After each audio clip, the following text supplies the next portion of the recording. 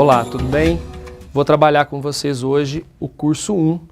Ele é constituído de 7 etapas, iniciando pela apresentação geral do curso, uma contextualização sobre estratégia no setor público, o plano estratégico e o plano de desenvolvimento institucional no setor público, elaborando o PDI para as instituições federais de ensino, ferramentas, técnicas e métodos para planejamento e gestão estratégica no setor público, algumas considerações finais e algumas leituras que serão recomendadas. Na estrutura deste curso, nós teremos 2 professores que atuarão com as atividades de capacitação. Especificamente para esta etapa, eu vou trabalhar até o item 4 e o professor Eduardo irá trabalhar os itens 5, 6 e 7. É importante destacar que este curso, então, faz parte do projeto FOR-PDI, que implantou, então, um sistema de software para o acompanhamento e a elaboração do Plano de Desenvolvimento Institucional das Instituições Federais de Ensino Superior. Este curso, ele constitui, então, a primeira etapa da capacitação, de nossa capacitação online, onde nós poderemos visualizar os elementos teóricos que compõem o Plano de Desenvolvimento Institucional. O FOR-PDI é um projeto instituído por 4 instituições e que tem a sua nomenclatura derivada do FORPLAD, que é o Fórum Nacional dos Pró-Reitores de Planejamento e Administração, e do PDI, que é o Plano de Desenvolvimento Institucional, constituindo assim o projeto FOR-PDI. Ele pode ser acessado através do site www.forpdi.org e as instituições que participaram do processo de elaboração desse projeto foram o FORPLAD, que congrega todas as instituições federais de ensino superior, a Universidade Federal de Alfenas, no qual o projeto está registrado e todos os dados são trabalhados por esta universidade, a Universidade Federal de Lavras e o Grupo Next da Universidade de Brasília. São 2 grupos que apoiam o desenvolvimento do projeto por meio de pesquisadores, tanto dos cursos de graduação quanto dos cursos de mestrado. O FOR-PDI, portanto, ele se caracteriza como um projeto que foi desenvolvido pelo FORPLAD e que tem como função ter o uso efetivo para as instituições que compõem o FORPLAD. Ainda contextualizando o curso, nesta etapa nós vamos trabalhar com 3 elementos importantes de teoria que envolvem o plano de desenvolvimento institucional para as universidades. Inicialmente, uma contextualização sobre estratégia no setor público. Na sequência, o plano estratégico e o plano de desenvolvimento institucional, o PDI no setor público, e a elaboração do PDI para as instituições federais de ensino superior. Então é importante frisar que estas são as 3 etapas que constituem este curso, essa primeira parte do curso, de tal forma que a segunda parte trabalha as ferramentas que serão utilizadas pelos gestores na elaboração do PDI. Estas ferramentas serão apresentadas pelo professor Eduardo Salgado. As ferramentas técnicas e métodos para planejamento e gestão estratégica no setor público foram levantadas a partir das universidades federais e são 5 as principais ferramentas: análise de SWOT, construção de cenários, Balance Scorecard, o BSC, planejamento estratégico situacional e o Canvas. É importante, então, frisar que essas ferramentas foram obtidas a partir do levantamento do que as instituições federais utilizam. A partir, então, deste levantamento, foi possível elaborar o documento compondo as ferramentas que são utilizadas. No curso, então, com o professor Eduardo, vocês vão detalhar cada uma das ferramentas e como elas podem ser aplicadas.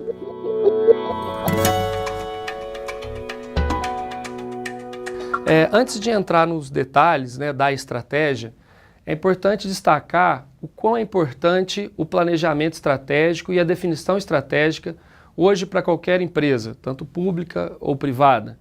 As universidades federais vêm usando o elemento de planejamento estratégico há um tempo mais recente, buscando exatamente trazer os benefícios que o planejamento estratégico tem para as universidades. Neste contexto, o governo, né, as instituições públicas, têm o desafio de promover uma gestão pública que retribua à sociedade o esforço do pagamento de tributos em formas de serviços bem prestados e da transparência no uso desses recursos. Para atingir esse objetivo, e com o objetivo, né, de atingir a eficiência no setor público, há necessidade de uma administração pública mais eficiente, voltada para o resultado e com a adoção de formas mais flexíveis na gestão. Isso tudo demanda, então, como eu disse no início, a estratégia aplicada à administração pública. Diante deste contexto, é importante frisar que nas universidades federais, muito recentemente, os documentos de planejamento estratégico eram documentos utilizados simplesmente para atender a uma legislação, e não como um documento efetivo de planejamento e utilizado para suas ações. Eu costumo dizer, inclusive, que no início, quando assumi a Pró-Reitoria de Planejamento, a minha principal ferramenta de trabalho era o extintor de incêndio. Ou seja, ficava a todo momento apagando incêndio em função de demandas existentes na universidade. E, efetivamente, isso deve ser o inverso.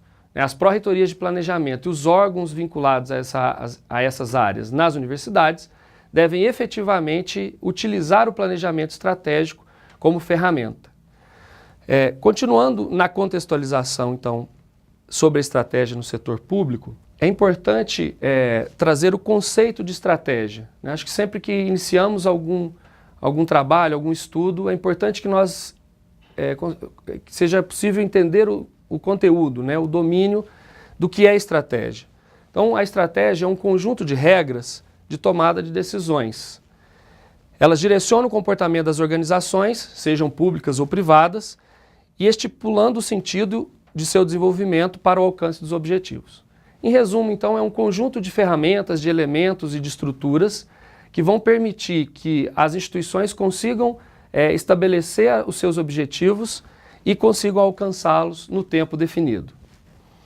Ela requer uma visão sistemática dos objetivos, das metas e das políticas e planos que foram constituídos.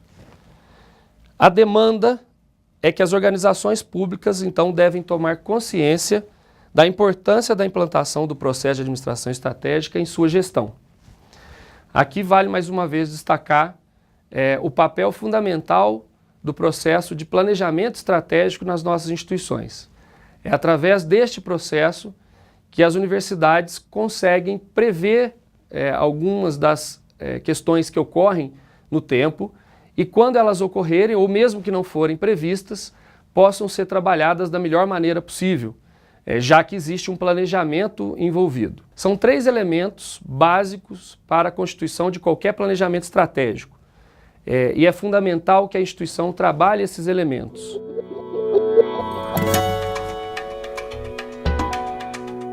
O primeiro elemento, então, como disse, que constitui o planejamento estratégico é a missão. E o que é a missão? Ela traduz a necessidade permanente da instituição, a essência, né, a razão de ser da instituição. Nós costumamos dizer que a instituição precisa encontrar a sua essência. Ela provê orientações gerais, provê a criação de uma identidade e a referência para a alocação de recursos. Então, a partir da missão, que é a razão de ser da universidade ou da instituição, nós precisamos trabalhar 2 outros elementos fundamentais: a visão e os valores. A visão, a partir do momento, então, que a instituição tem a sua missão definida, ela precisa, a cada momento estratégico, a cada elaboração do plano de desenvolvimento institucional, definir a sua visão. A maioria das instituições trabalham com um plano de desenvolvimento institucional de 5 anos. Então, como exemplo, uma instituição que definiu como período de planejamento 2017 a 2021, ela precisa definir na sua visão que em 2021 qual o objetivo ela quer atingir. Então, ela indica para onde olhamos e o que nós visamos no futuro para a nossa universidade. A visão é fundamental para cada etapa do PDI na busca pela estruturação do plano estratégico que será implementado. Uma vez definida a visão, nós precisamos então também definir os valores institucionais. Nas universidades federais é muito comum o valor qualidade, excelência, são valores permanentes nas instituições. É preciso definir esses valores conforme a característica da universidade. Algumas universidades definem, por exemplo, a ética como valor fundamental, a transparência. Então é importante definir esses valores, pois a partir dos valores é que começa a se definir a identidade da instituição. Na definição, então, de valores, é importante que a universidade defina também a ordem em que eles são mais importantes. Então, se a instituição entende que a transparência é o item mais importante como valor, este deve ser o primeiro na hierarquia de valores. Também é importante que as instituições definam um número reduzido de valores, né, entre 3 a 5 valores, que de fato se associam à identidade da universidade. Bom, então, a primeira etapa, né, da contextualização sobre a estratégia no setor público, de modo que nós podemos visualizar a missão, a visão e o valor das universidades, que são elementos fundamentais para a definição de qualquer planejamento estratégico.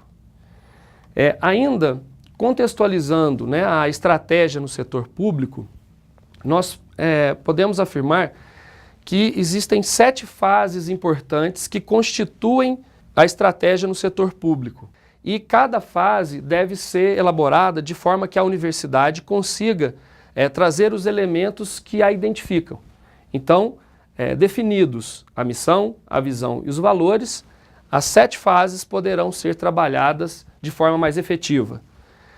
A primeira fase é a definição do objetivo. Então a universidade precisa aqui dizer quais são os objetivos estratégicos que ela vai buscar naquele planejamento. Também deve ser um conjunto reduzido de objetivos de tal forma que ela consiga atingir.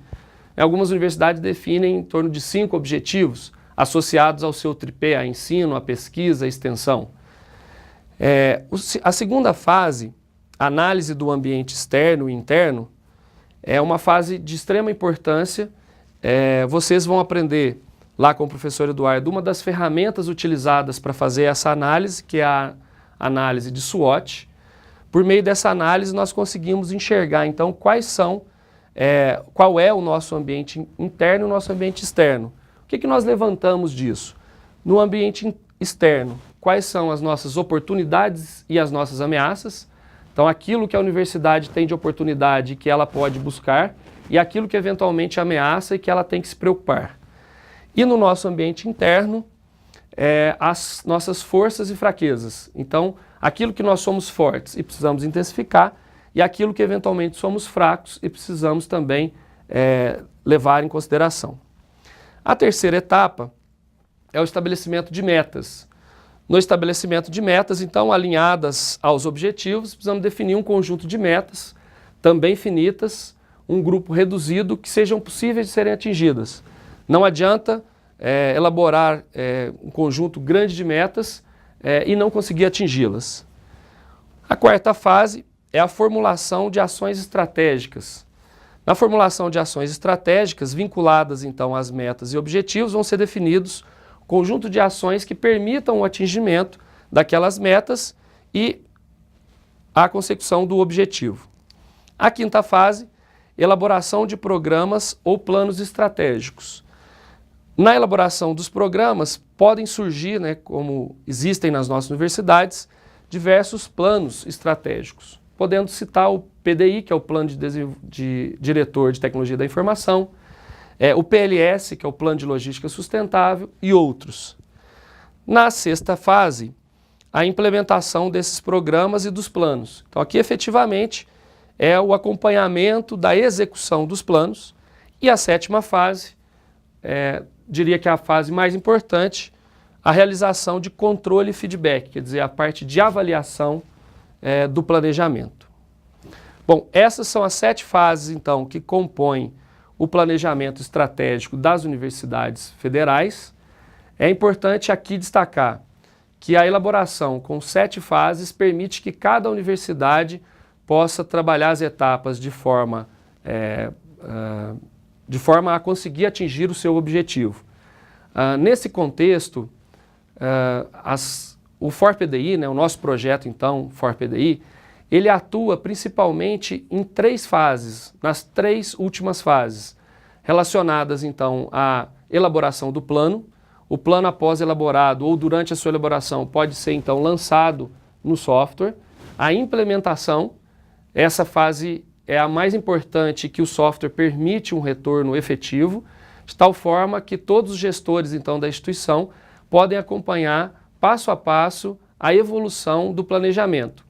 O software permite também que a comunidade acadêmica consiga visualizar por meio de painéis de bordo como que está o andamento das atividades e o andamento das metas, dos objetivos.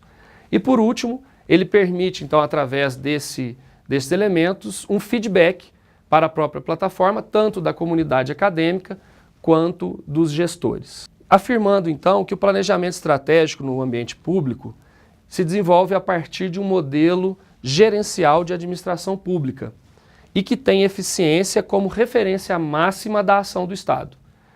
Aqui então nós destacamos o item eficiência, aquele que é um objetivo máximo do Estado para atingir os seus objetivos.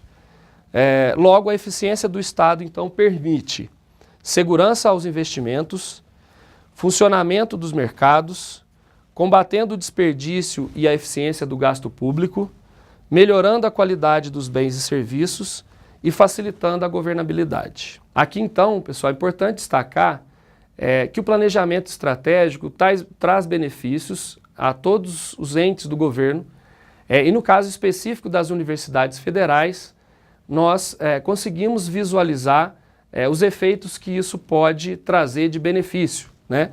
Traduzidos aqui pelos efeitos da eficiência no Estado. A gestão estratégica é um componente do processo de planejamento estratégico e ela está associada à percepção das necessidades e das oportunidades das organizações.